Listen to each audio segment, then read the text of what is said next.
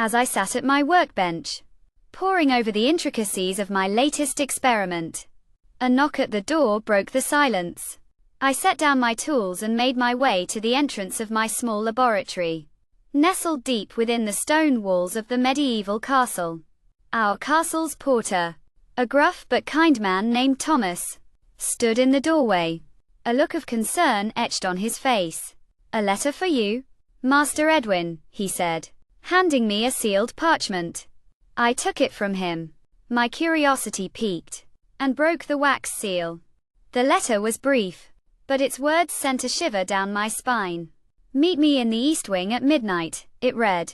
"Come alone."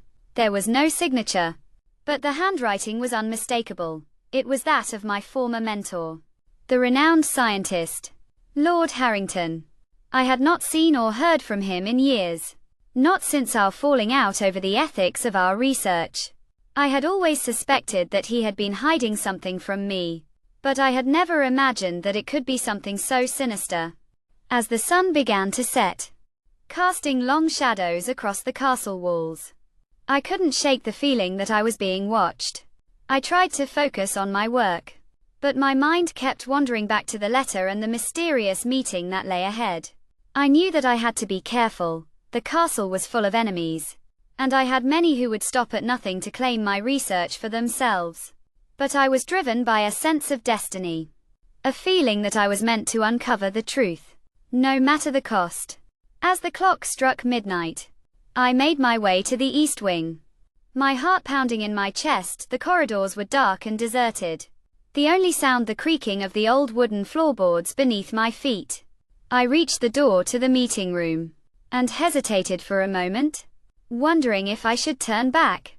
But something compelled me to push on, to see this through to the end. I opened the door, and stepped inside. The room was dimly lit, the only light coming from a single candle that cast flickering shadows on the walls. Lord Harrington sat at a table in the center of the room, his eyes fixed intently on me. "Edwin," he said, his voice low and gravelly.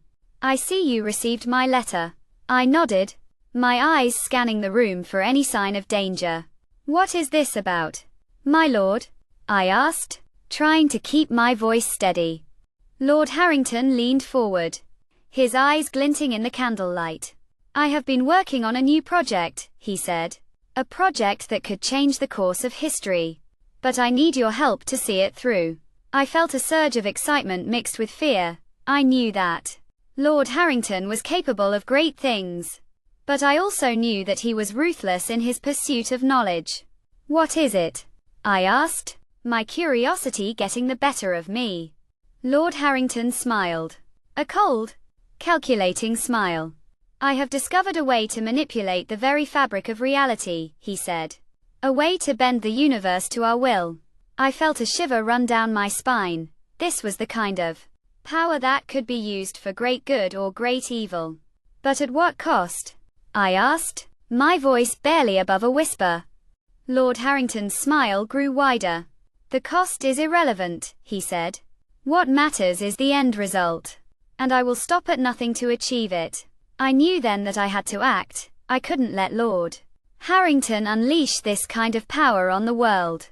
I made a split-second decision, and lunged at him, grabbing the candle and holding it to his face.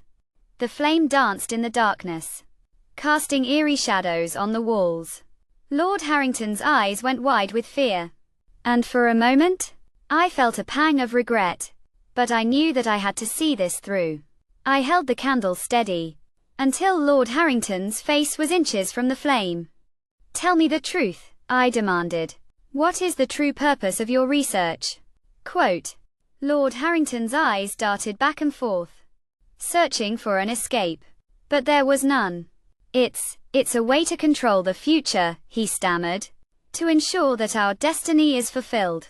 I felt a surge of anger. This was the kind of thinking that had led to so much suffering in the past. I knew that I had to stop him, no matter the cost. With a sudden movement, I knocked the candle to the floor, plunging the room into darkness. I heard Lord Harrington's cry of rage, and the sound of footsteps as he stumbled out of the room. I knew that I had won. But at what cost? The darkness seemed to close in around me, and I felt a sense of unease that I couldn't shake. I knew that I had changed the course of events.